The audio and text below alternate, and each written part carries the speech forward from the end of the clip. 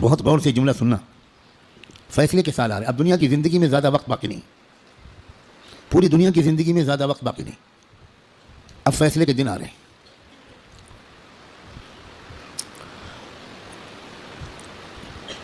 پہلے جیسا اب زمانہ نہیں ہے.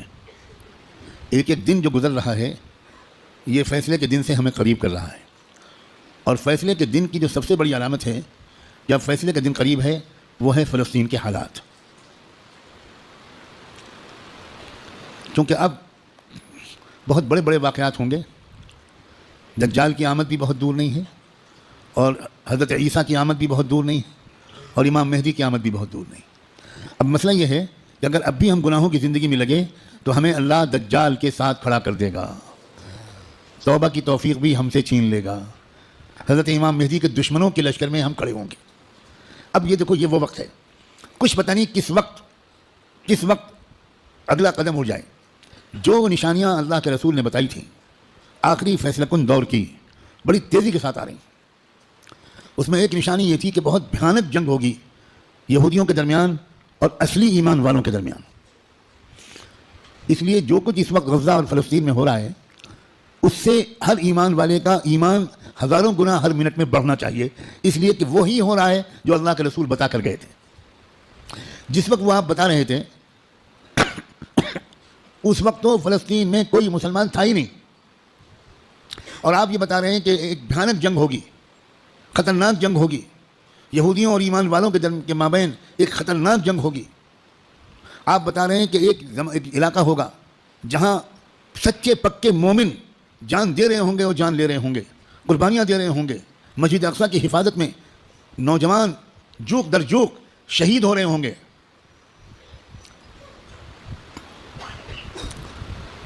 اور اللہ وہاں کے مجاہدوں سے سب سے زیادہ خوش ہوگا. اصلی ایمان والے وہیں پر ہوں گے.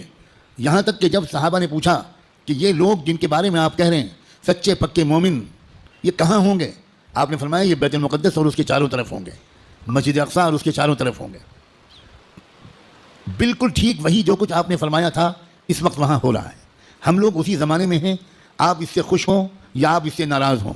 ہم کو اللہ نے وہی زمانہ عطا فرمایا جس میں ہم اپنی آنکھوں سے اللہ کے رسول کی بات کو سچا پکا ہوتا ہوا دیکھ رہے ہیں. تو اس وقت وہاں جو ہو رہا ہے اس سے ہر لمحے ایمان کو بڑھنا چاہیے ہمارے. یہ ہمارا ایمان کی مضبوطی کی وجہ. لوگ الٹا سمجھ رہے ہیں, یہ جو کچھ وہاں پر ہو رہا ہے اس سے خوف اس کے دل میں آ رہا ہے جو سمجھا ہوا نہیں ہے, ڈر وہ رہا ہے جو سمجھا ہوا نہیں ہے. لیکن جو سمجھا ہوا ہے قرآن و حدیث کو, اللہ کے رسول کی باتوں کو, وہ یہ کہہ رہا ہے کہ یہی تو وہ فرمایا تھا اللہ کے رسول نے, جو ہو رہا ہے وہی ہو رہا ہے جو اللہ کے رسول فرما کر گئے تھے. اس کا مطلب یہ ہے کہ آپ کی نبوت برحق ہے, آپ سچے رسول ہیں. آپ نے اس وقت یہ فرمایا تھا جب اس کے کوئی آثار نہیں تھے. اب آپ نے جو آئندہ کے بارے میں فرمایا تھا کہ جو ہوگا, جب وہ ہو رہا ہے اور پچھلے 6 مہینے سے ہو رہا ہے بلکہ پچھلے 75 سال سے ہو رہا ہے, جو اللہ کے رسول بتا کر گئے تھے, تو اس کے بعد میں جو ہوگا اس مقابلے کا آخری انجام, اس کے بارے میں اللہ کے رسول نے جو کچھ فرمایا وہ بھی یقیناً ہو کر رہے گا. اور وہ کیا ہوگا؟ وہ یہ ہوگا کہ اللہ کے کلمے کا بول بالا وہاں سے پھیلنا شروع ہو کر پورے عالم کی ہر کچی پکے گھر میں اللہ کا کلمہ داخل ہوگا. پوری زمین پر انصاف کا نظام قائم ہوگا, اللہ کا حکم چلے گا, باطل ٹوٹے گا, حق کا غلبہ ہوگا. ایمان والوں کو اللہ تعالیٰ عزت, حکومت, اقتدار, طاقت, غلبہ دیں گے, ان کی قربانیوں کے انعام کے طور پر ضرور دیں گے. اور پھر دجال کا قتل ہوگا, دجال سے چھٹکارا ملے گا. پوری دنیا میں لا يبقى بیت مدر ولا وبر الا وتدخل فيه کلمۃ الاسلام بعز عزیز او بذل ذلیل. اللہ کے رسول کی حدیث کے الفاظ ہیں کہ کوئی کچا پکا گھر یا کوئی خیمہ ایسا نہیں بچے گا جس میں اللہ کا کلمہ داخل نہ ہو جائے, طاقت کے بل پر یا قبول کر کے داخل ہو کر رہے گا. اس لیے لوگوں یہ بہت چوکنا رہ کر جینے والا زمانہ ہے. اگر اسی طرح غفلت میں رہے جس طرح اب تک جی رہے ہیں تو ہمیں خبر بھی نہیں ہوگی, اور اللہ کی طرف سے فیصلہ ہو چکا ہوگا کہ اس نالائق, فاسق, فاجر, خطاکار, گنہگار مسلمان کو میں دجال کا ساتھی بناؤں گا. یہ امام مہدی کا ساتھی نہیں بنے گا، یہ حق کا ساتھی نہیں بنے گا، یہ سچ اور انصاف کا ساتھی نہیں بنے گا، یہ مظلوموں کا خادم نہیں بنے گا، یہ ظالموں کا ایجنٹ بنے گا، یہ ظالموں کا مخبر بنے گا، یہ ظالموں کا دلال بنے گا، 4 پیسے کے لیے تھانے پہ جا کر مخبری کرے گا۔ یہ فیصلہ کسی لمحے ہم میں سے کسی کے بارے میں ہو سکتا ہے۔ یاد رکھنا، میں نے اللہ کی توفیق سے اپنی بساط کے مطابق بہت لمبی بات کو چند جملوں میں سمیٹ کر آپ کے سامنے رکھ دیا ہے۔ قسم کھا کے کہتا ہوں، اس میں ذرا بھی مبالغہ نہیں ہے، فیصلے کا دن قریب ہے۔ اب اگر گناہوں کی طرف واپس لوٹے، اب اگر پچھلی زندگی کی طرف واپس لوٹے، جن غلطیوں کو چھوڑنے کا فیصلہ کیا ہے، بار بار اللہ تعالیٰ سے عہد کیا ہے، بار بار رو رو کر انفرادی اور اجتماعی طور پر یہ ارادہ کیا ہے کہ اب گناہ کی طرف واپس نہیں جائیں گے، دوستو اب اگر واپس گئے تو پتہ نہیں پھر دوبارہ توبہ نصیب ہوگی کہ نہیں، کیونکہ یہ جو دن اب آ گیا زمانہ، اس زمانے کو پہچاننا علماء کا فرض ہے۔ علماء کی ذمہ داری ہے کہ وہ اس دور کو پہچانیں۔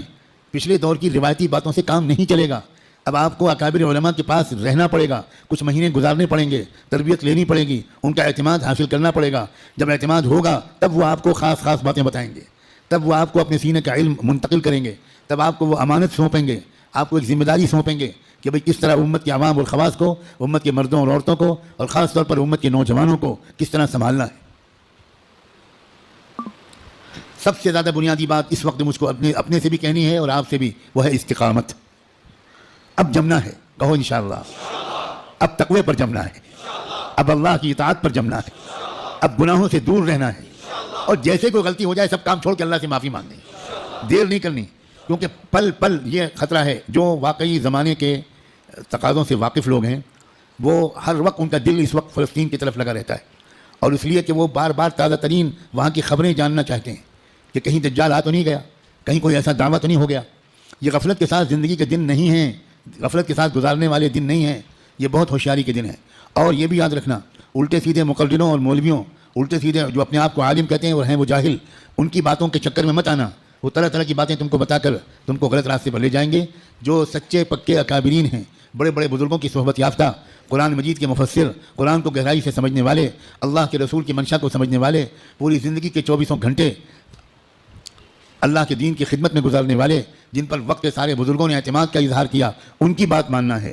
ورنہ سوشل میڈیا پہ جاؤ تو 50 انجینئر ملیں گے، اور 50 ڈاکٹر ملیں گے، اور 50 طرح طرح کے لوگ ملیں گے جو اسلامی پروگرام چلا رہے ہیں۔ ہمارے نوجوانوں کو نہیں معلوم کہ اسلام کی ویب سائٹس کے نام سے جو ویب سائٹس چل رہی ہیں، اس میں سے تقریباً 70% یہودیوں کی ویب سائٹس ہیں، اور باقی قادیانیوں کی ویب سائٹس ہیں، کچھ ہمارے ملک کے ہندوؤں کی ویب سائٹس ہیں جو اسلام کے نام پر چل رہی ہیں، اور اس میں قرآن کا درس ہوتا ہے، احادیث کا درس ہوتا ہے، مسئلے بتائے جاتے ہیں، اور ہمارے نوجوان وہ بیچارے بجائے علماء سے جڑنے کے وہ سوشل میڈیا سے مسئلے معلوم کرتے ہیں۔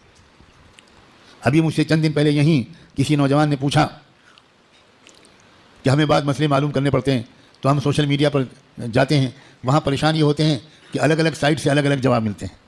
میں نے ان سے پوچھا کہ جب آپ بیمار پڑتے ہو تو سوشل میڈیا پر جا کر علاج کراتے ہو؟